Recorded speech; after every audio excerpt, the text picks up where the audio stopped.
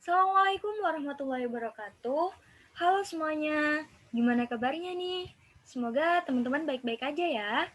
Kenalin, aku Asti Dewi Kirana, salah satu volunteer Shine yang megang materi PBM. Kali ini aku akan berusaha menjelaskan materi frasa dan klausa.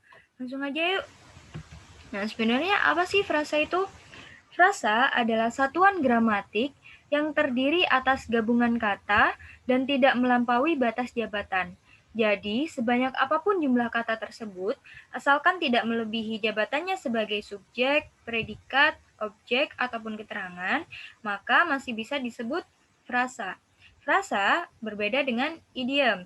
Frasa adalah kelompok kata yang terdiri dari dua kata atau lebih yang membentuk satu kesatuan makna. Sedangkan idiom adalah gabungan dua kata atau lebih yang membentuk makna baru, gitu. Nah, coba perhatikan fungsi kalimat ini nih. 3 orang mahasiswa baru itu sedang membaca buku di perpustakaan.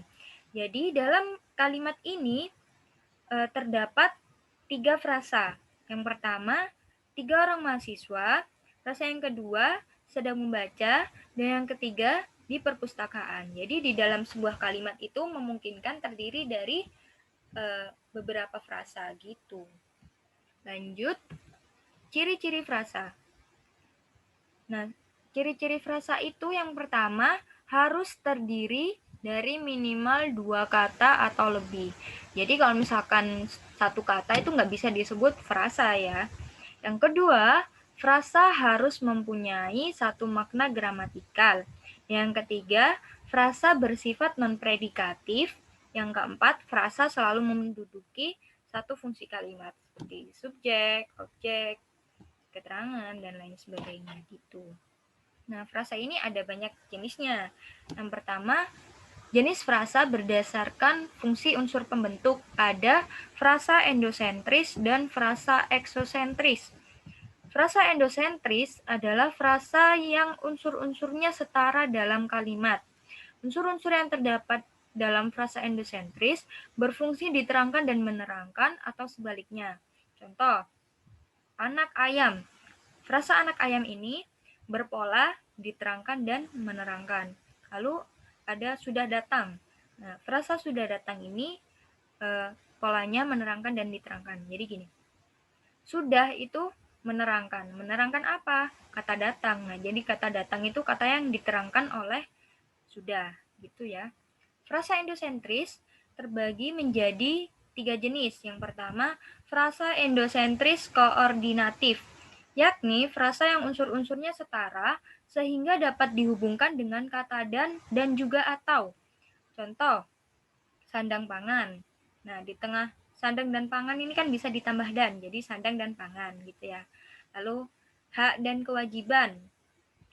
Nah, karena setara makanya bisa diberi dan atau. Jadi hak dan kewajiban atau hak atau kewajiban gitu. Lalu ada dunia akhirat. Itu ya untuk frasa endosentris koordinatif seperti itu.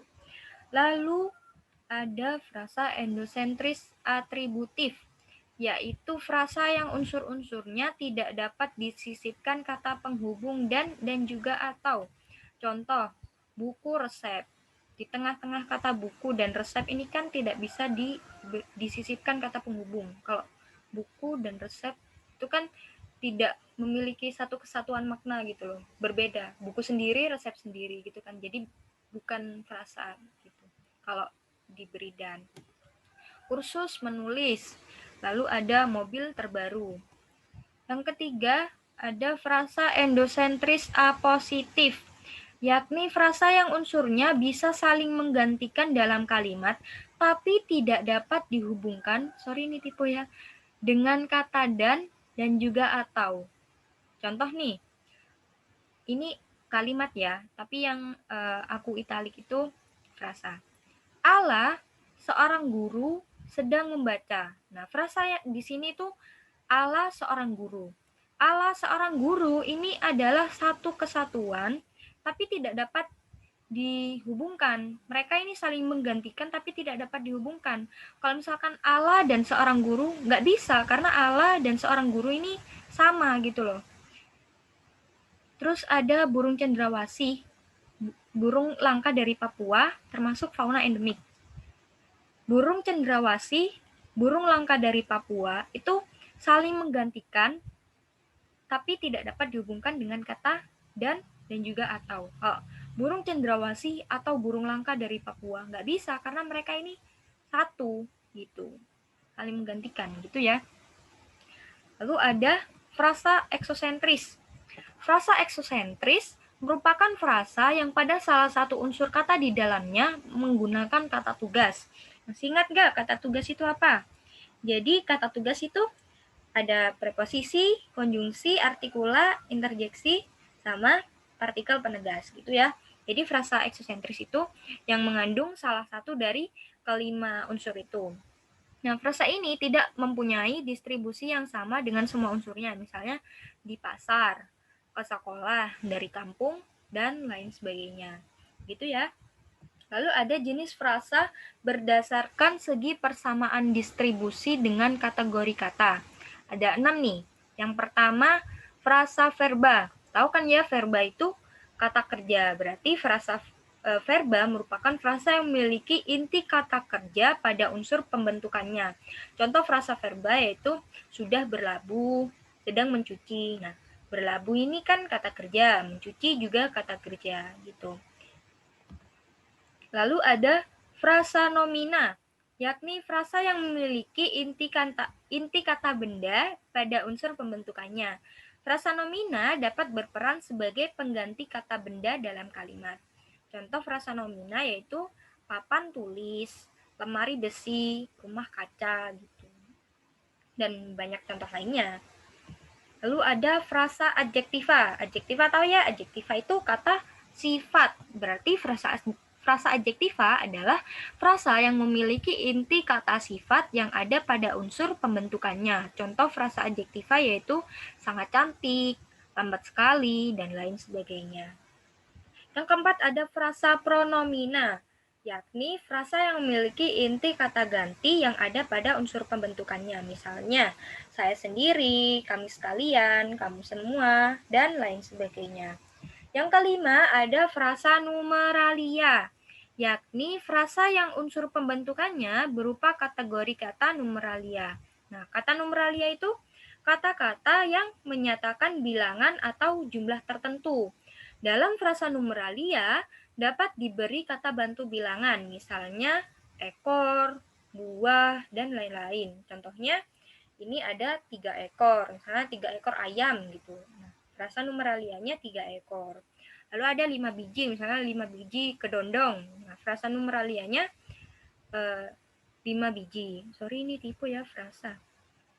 Lalu ada 25 bungkus. Nah, yang frasa numeralianya 25 bungkus.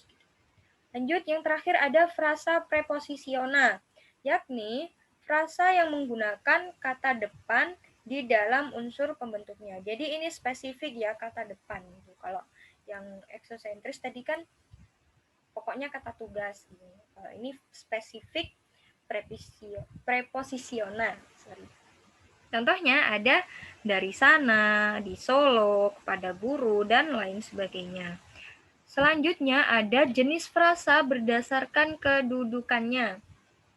Yang pertama ada frasa setara, yakni frasa yang memiliki hubungan tiap unsurnya.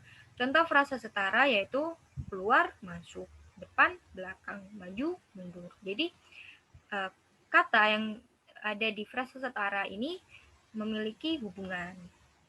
Lalu ada frasa bertingkat, merupakan frasa yang kedudukan antar unsurnya bertingkat atau tidak setara. Contoh frasa bertingkat yaitu apartemen mewah, karyawan swasta, dan pedang tajam.